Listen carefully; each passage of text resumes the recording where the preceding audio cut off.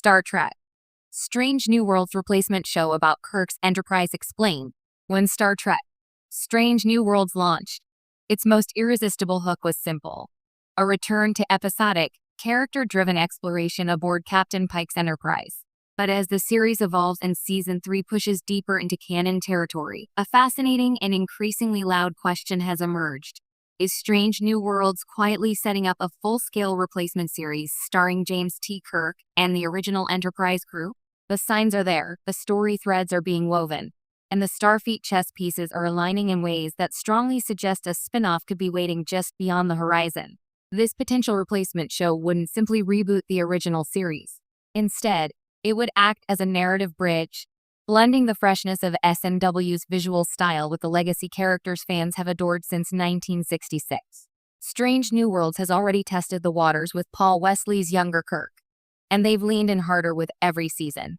From surprise appearances to alternate timeline adventures to canon reshaping emotional arcs, the show is clearly preparing the audience to embrace a new yet familiar era aboard Kirk's Enterprise. Why Strange New Worlds is building toward Kirk's era. Season 3 makes one thing abundantly clear.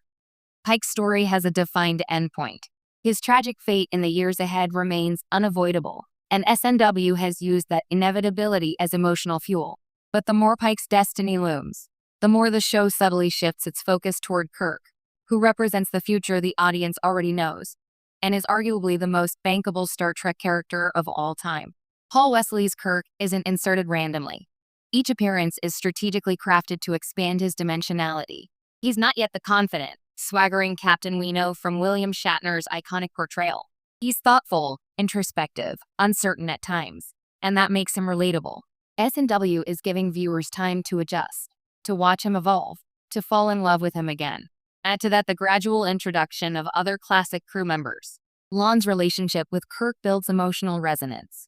Spock's arc grows closer to his TOS persona over time. Uhura blossoms into the communications officer legends remember her to be. The pieces are being placed exactly where they need to be, and the Enterprise herself is waiting. A replacement show doesn't mean Strange New Worlds ends abruptly.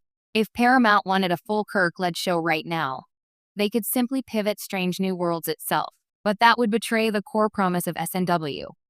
Christopher Pike is the star of this show until his story is finished. The creative team respects that commitment. The path toward Kirk's Enterprise isn't about rushing Pike off the stage. It's about gently passing the torch. This replacement series, if it happens, would emerge naturally as SNW concludes. It would inherit its tone, its aesthetics, its character-focused storytelling, and even many of its writers. In other words, fans would feel continuity, not disruption. It would feel like a new season of the same universe, just what the crew destiny demands.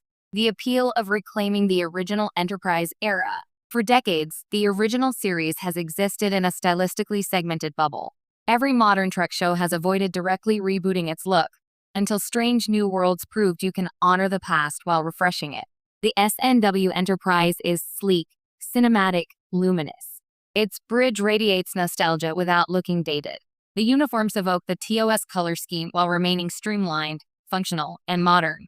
If Kirk's Enterprise show picks up where SNW leaves off, it could finally bring the TOS era into the modern television world, without being a reboot, without overwriting canon, and without pretending Shatner and Nimoy didn't exist. Instead, it brings their earliest years to life with respect and vibrancy. And from a storytelling standpoint, it's a treasure trove. Klingons and their pre-TOS political turmoil. Starfleet's subtle battles over chain of command. Spock and Kirk forging a friendship that will echo across centuries. Uhura becoming the beating heart of shipboard communication. Sulu and Chekhov joining the bridge. MC Coy arriving with his sarcastic wisdom. Every thread SNW has seeded becomes an opportunity for a dedicated series. One that wouldn't be weighed down by the impending doom Pike show carries. SNW has already proven the concept is viable. The Season 1 finale gave viewers their first extended glimpse of what a Kirk-led SNW-style show would look like. The alternate future storyline, with Paul Wesley's older Kirk battling the Romulan fleet in a TOS-era reimagining, was striking. It felt like a preview reel, a test run, and clearly, it worked, because Kirk returned not just once, but multiple times. His arc with Lon in Tomorrow and Dynamic with Spock hints at future brilliance. SNW keeps running the experiment. The